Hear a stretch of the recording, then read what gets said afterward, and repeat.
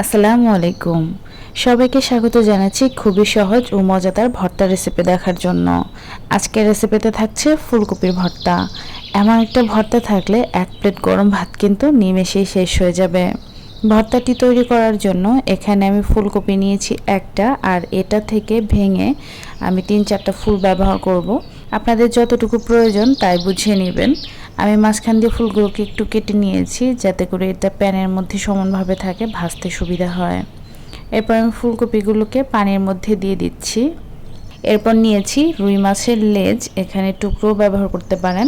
সামান্য একটু দিয়ে দিচ্ছি লবণ, সামান্য একটু হলুদ গুঁড়া আর সামান্য একটু দিয়ে দিচ্ছি মরিচের গুঁড়া।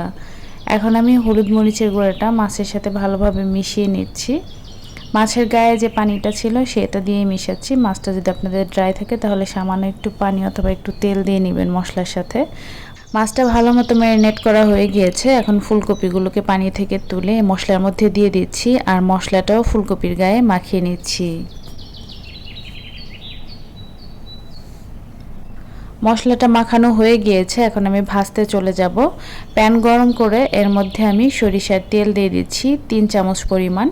এরপর দিয়ে দিচ্ছি পরিমাণ মতো শুকনো মরিচ। আপনি ফুলকপি কতটা নিয়েছেন তাই বুঝে মরিচগুলোকে কমিয়ে বা বাড়িয়ে নেবেন। মরিচগুলোকে খুব ভালো মতো ভেজে নিয়েছি। এখন তেল থেকে মরিচগুলোকে তুলে নিচ্ছি। এই তেলের মধ্যে আমি মাছের টুকরো দিয়ে দিচ্ছি, আর এই মাছের সাথে আমি ফুলকপির টুকরোগুলোকেও দিয়ে দিচ্ছি। আপনারা চাইলে আলাদাভাবেও ভেজে নিতে পারেন। ফুলকপি এবং মাছের টুকরোটা উল্টে পাল্টে ভেজে নেবেন যাতে করে মাছের ভেতরে কোনো পানি না থাকে, এটা খুব ভালো মতো ভাজা হয়। আর ফুলকপির টুকরোগুলোও যেন খুব ভালো মতো সেদ্ধ হয়, সেই সাথে ভাজা হয়, সেদিকে একটু খেয়াল রাখবেন। আর ফুলকপির ডাঁটাটা কিন্তু ফুলকপির থেকে তুলনামূলক একটু শক্ত থাকে, তাই এটা সেদ্ধ হতে একটু সময় লাগবে। তাই চুলার আঁচটাকে লো টু মিডিয়ামে রেখে এই ফুলকপিগুলোকে ভাজতে হবে যাতে করে একদম পুড়ে না যায়। মাছের টুকরোটা ভাজা হয়ে গিয়েছে আর ফুলকপিগুলোকে আমি একটু ভেঙে দেখছি, এটা কিন্তু খুব ভালো মতো সেদ্ধ হয়ে গিয়েছে আর ভাজাও হয়েছে। এখন আমি একটা সাইডে এই সব কিছুকে একটু চাপিয়ে রাখছি। আমি প্যানের মধ্যে আরও একটু তেল দিয়ে দিচ্ছি আর 3 টেবিল চামচ পরিমাণ কুচি করা পেঁয়াজ দিয়ে দিচ্ছি। পেঁয়াজটাকে হালকা ভেজে নিব যাতে করে এর কাঁচা এবং ঝাঁঝালো গন্ধটা চলে যায়, সেই সাথে পেঁয়াজের কাঁচা ভাবটাও চলে যায়। এতে করে ভর্তাটা কিন্তু অনেক সময় পর্যন্ত আপনি সংরক্ষণ করতে পারবেন, এটা নষ্ট হবে না। ভাজা হয়ে গিয়েছে, এখন আমি চুলা থেকে নামিয়ে নিচ্ছি। আর মাছের টুকরোটাকে ভালো মতো ঠান্ডা করে অফ ক্যামেরায় আমি কাটা ফেলে নিব।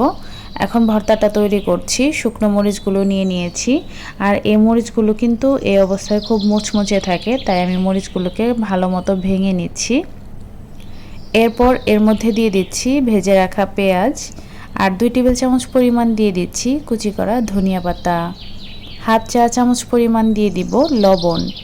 এখন আমি সব কিছুকে কচলে কচলে মেখে নিচ্ছি, আর এটা কচলানোর সাথে সাথে কিন্তু ধনিয়া পাতার দারুণ একটা ফ্লেভার অ্যাড হয়েছে। আপনি চাইলে শুধুমাত্র এই মরিচ ভর্তা দিয়েও কিন্তু এক প্লেট ভাত নিমেষেই খেয়ে নিতে পারেন। এখন আমি এখান থেকে কিছুটা মরিচ ভর্তা তুলে রাখছি, আর বাকি মরিচ ভর্তার মধ্যে আমি আগে থেকে ভেজে রাখা ফুলকপিগুলো দিয়ে দিচ্ছি। ফুলকপিগুলো দিয়ে হাত দিয়ে ভালো মতো ভেঙে চটকে মরিচের সাথে মিশিয়ে দিতে হবে। ফুলকপিগুলোকে ভালো মতো মিশিয়ে নিয়েছি। এখন আমি এর মধ্যে দিয়ে দিচ্ছি কাটা ফেলে রাখা ভাজা মাছ। মাছগুলো দিয়ে ফুলকপির সাথে খুব ভালো মতো মিশিয়ে দিচ্ছি, আর তুলে একটু চেক করে দেখবেন লবণ এবং ঝালটা ঠিক আছে কিনা, প্রয়োজন হলে অ্যাড করে দিবেন। আমি আরও একটু মরিচ ভর্তা দিয়ে দিচ্ছি, সেই সাথে সামান্য একটু লবণও দিয়েছি, আর খুব ভালো মতো মাখিয়ে নিয়েছি। এটা এখন পারফেক্ট আছে। আমি অন্য একটা সার্ভিং প্লেটের মধ্যে তুলে নিচ্ছি। ভর্তার উপর দিয়ে কিছুটা কাঁচা সরিষার তেল দিয়ে দিতে পারেন, এতে করে সুন্দর একটা ঘ্রাণ আসবে। গরম গরম ভাতের সাথে এই ভর্তাটা খেতে জাস্ট অসাধারণ লাগে।